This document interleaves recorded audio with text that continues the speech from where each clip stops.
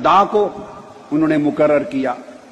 پھر بیان کرتے انما کان الحق معہ اے ما علی رضی اللہ تعالیٰ عنہ فی تلک النوبہ لصحت بیعتہ وانعقادہا فکان علی الحق فی قتال معاویہ بصفین.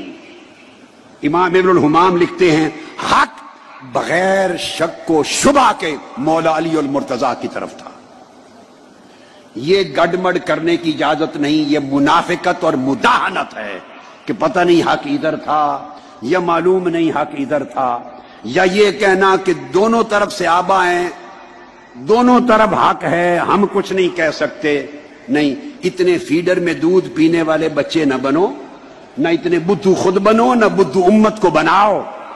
حق کی ہر ایک کو پہچان ہے. 1400 سال میں ہزاروں کتابیں بھری پڑی ہیں اس پر، ہر کتاب نے حق کو کھول کے لکھ دیا ہے.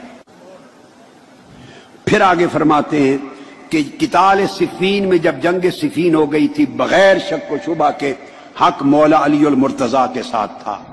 اب صاحب فتح القدیر لکھتے ہیں کہ اس پر دلیل قولہ علیہ الصلاۃ والسلام لعمار، جو متفق علیہ حدیث ہے بخاری مسلم کی، کہ آقا نے فرمایا ستقتلک الفئۃ الباغیہ، عمار تمہیں ایک باغی گروہ قتل کرے گا، شہید کرے گا.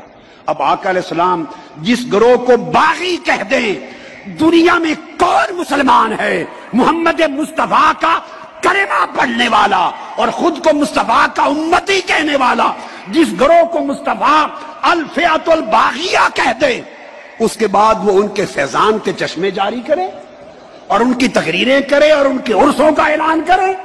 خدا کے لیے یہ کام 1300 سال میں اہل سنت کے اکابر نے نہیں کیا تھا. یہ فتنہ نہ بپا کرو. خاموشی مسلک اہل سنت بس، مگر خاموشی مداہنت کے ساتھ نہیں، وضاحت کے ساتھ کہ حق پر کون تھا اور کون غلطی پر تھا. ان کو خروج اور بغاوت کا لکھا ہے اس عمل کو.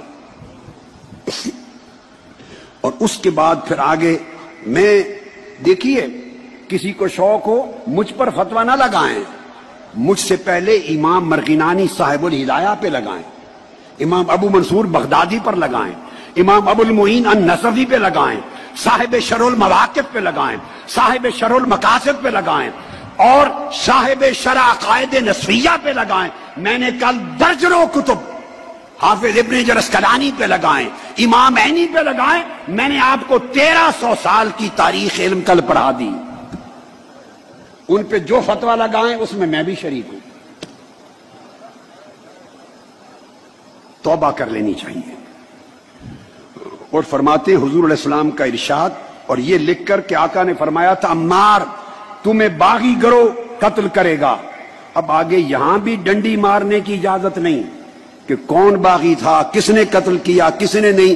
کوئی کہہ سکتا ہے جی معلوم نہیں. میں کہا نہیں، اتنے بدھو نہیں ہیں کہ معلوم نہیں.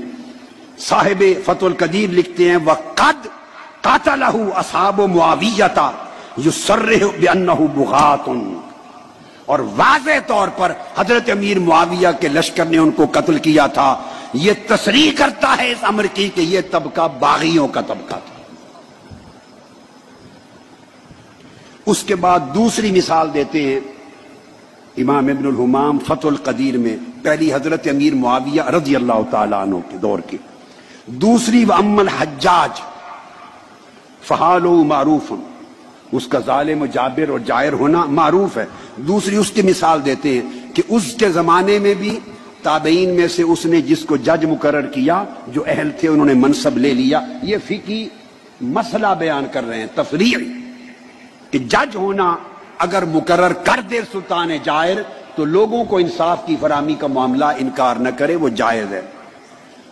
تیسری دلیل یزید کی دیتے ہیں کہ اس کے دور میں بھی یزید ملعون تھا، بدبخت تھا، جہنمی تھا، بے ایمان تھا، لعنتی تھا، اور میں تو اس کو کافر کہتا ہوں، میرا فتویٰ کفر کا ہے. لعین تھا، اور کہتے ہیں مگر ایسے جائر کے زمانے میں بھی جن تابعین کو جج اور قاضی مقرر کیا، لوگوں کو انصاف کی فراہمی کی خاطر انہوں نے بھی قبول کیا منصب. اب آپ دیکھیں کیا مثالیں دی ہیں. یہ مثالیں میں نہیں دے رہا ہوں. پھر چوتھی مثال دی ہے صاحب فتح القدیر نے. وہ کہا ہے کہ اس کی مثال یوں بھی ہے جیسے بلاد مغرب میں غیر مسلموں کا قبضہ ہے مسلمان زمینوں پر. مسلم ممالک پر غیر مسلموں کا قبضہ ہے بلاد المغرب میں، مغرب کا جو موراکو وغیرہ کے بلاد میں، اور بلاد حبشہ میں.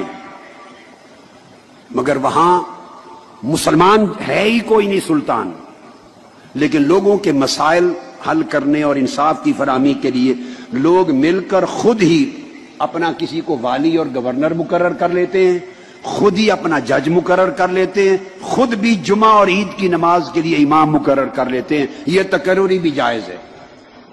وہ کہتے ہیں جس طرح یہ تقرریاں لوگوں کی ضروریات کو پورا کرنے کے لیے جائز ہیں، اس طرح ایسی تقرری ان کے دور میں بھی جائز ہے. اب میرا خیال ہے کوئی 2 سال کا بچہ ہوگا تو شاید اس کو سمجھنا آئے، شاید 3 سے 4 سال سے اوپر کی عمر کا بچہ بھی نہیں رہے گا جس کو سمجھنا آئے. اب یہی کتاب الہدایہ، اس کی ایک اور شرح ہے البنایہ، امام عینی کی، امام بدر الدین العینی، ان کی شرح البنایہ علی الہدایہ. اب اس کی عبارت لے لیں، وہ بھی یہی کہتے ہیں والحق کان بید علی رضی اللہ تعالی عنہ فی نوبتہ. اس ٹرم میں، اس باری میں حق مولا علی کے طرف تھا. یہ بیان کر کے آگے جملہ سن لیں العنایہ. میں بڑا اہم جملہ بتا رہا ہوں شرح الہدایہ پر. فقہ حنفی کی مسلم کتاب، یہ امام عینی شارح بخاری بھی ہیں، عمدۃ القاری کے مصنف، اور یہ شارح ہدایہ بھی ہیں البنایہ. وہ لکھتے ہیں وَعِنْدَ أَهْلِ السُّنَّةِ، اہل سنت کا عقیدہ بیان کرتے ہیں. وَعِنْدَ أَهْلِ السُّنَّةِ معاویہ رضی اللہ عنہ کان باغیاً فی نوبت علی رضی اللہ تعالیٰ عنہ، کہ مولا علی مرتضیٰ کے دور خلافت میں حضرت امیر معاویہ رضی اللہ تعالیٰ عنہ، ان کے لیے یہ لفظ بغاوت کا استعمال کیا. عبارتیں پڑھے ہوئے اور یہ کتابیں پڑھے ہوئے اور کچھ نہیں تو 40-45 برس گزر گئے. 1970 سے پہلے کتنا زمانہ ہو گیا؟ 48 سال ہو گئے جی. 48-50 سال گزر گئے، چونکہ 70 سال 2 سال پہلے پڑھی تھی. مجھے تو یہ کتابیں، یہ عبارتیں پڑھے 50 سال گزر گئے تھے، میں نے کبھی بیان نہیں کی. مگر اب میں نے دیکھا کہ امت میں فتنہ پیدا ہو رہا ہے، لوگوں کے عقیدے اور اہل بیت اطہار کے ساتھ نسبت، محبت اور مودت، اسے متزلزل کیا جا رہا ہے. میرا فرض تھا، میں نے جواب دہ ہونا ہے اپنے مولا اللہ کی بارگاہ میں، کہ میں وہ پردے اٹھاؤں غفلت کے، نادانی کے، اور لوگوں کو حق دکھاؤں.